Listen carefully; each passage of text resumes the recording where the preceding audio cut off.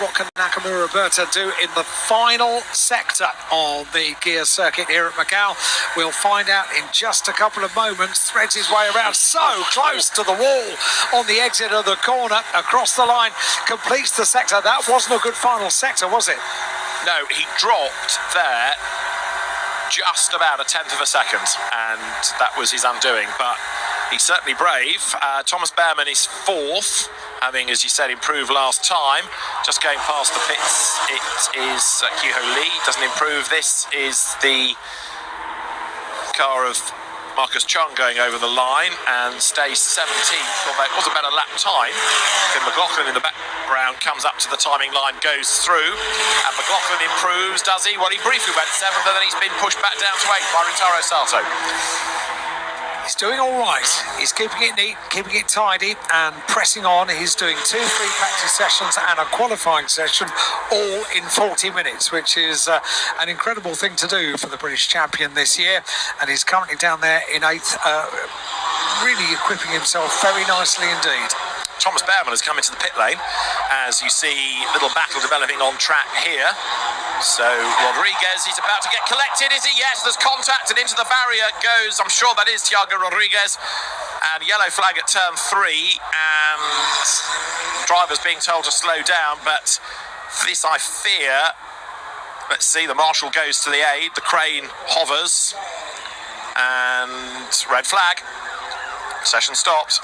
You could see that coming, couldn't you? As soon as those two cars started to get together down to Lisboa, and if I'm right in saying that's Thiago Rodriguez, it didn't look as though he was aware of a car around, and he's not the only one in the wall, because there's another spin that's happened around the lap. Now, who is that? Looking at the way the rear wing has been knocked askew. Oh, it's Gino Trapper having his second accident of the day. And it is Rodriguez, that's confirmation there. That car with deranged front wheel climbs out of the car. The marshals go to help down at Lisboa, and as they set about the job of getting the car lifted out of the way, that's the work of a moment. But Rodriguez now being told, no, you can't cross the circuit, you have to stay with us now. And he wants to press on and get off the track, doesn't he? And he's done that now. And it is the work of a moment to remove that car, which does look rather sorry for itself. Again, another situation during this qualifying session where you could almost imagine you were in a race situation, because as they barrel into Lisboa, 2 does not necessarily go awfully well. And that was a big bang, wasn't it? Yeah, Gino Trapper having a big moment. This is the incident between Rodriguez and I think Jules Roussel on the inside, and Roussel tried to commit, and Rodriguez was adamant he wasn't going to give way, and kind of neither wanted to give way, and the net result is that Rodriguez is in the barriers. That is Gino Trapper, who is okay, but you're right, that was quite a big whack, and he inspects the damage, but there's a lot there.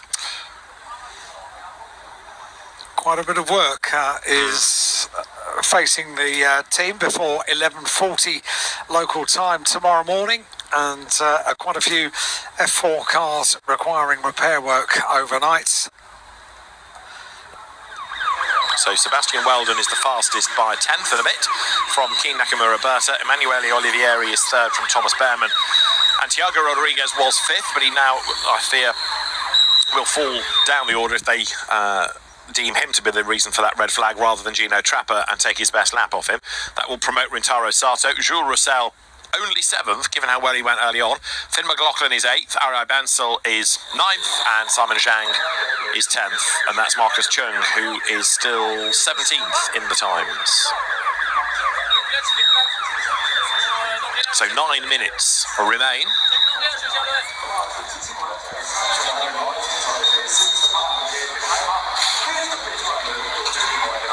Opportunity for teams to check tyre pressures as we head into what we hope is going to be an unrestricted final 9 minutes of qualifying for the F4 cars. Fair bit of clearing up to do for the marshals down there. We've not yet got the car out the way either, so bit of work to be done down in pit lane. The teams can check tyre pressures, do all those kind of things, because it is now very, very warm here at Macau. That will affect the tyre pressures, so maybe took their places in the grandstand, and they're still in fine voice. That's just lovely to see, isn't it? Yeah, absolutely superb. They're the top 100 in cheering class. That's why they come. Yes, they've done well. Really good. And thoroughly enjoy this event. Why would you not? There is so much to enjoy in Nakamura Betta's car. That's the other side of the halo device that we see from the driver's eye view on that quite wonderful in-car shot that we're getting around the gear circuit.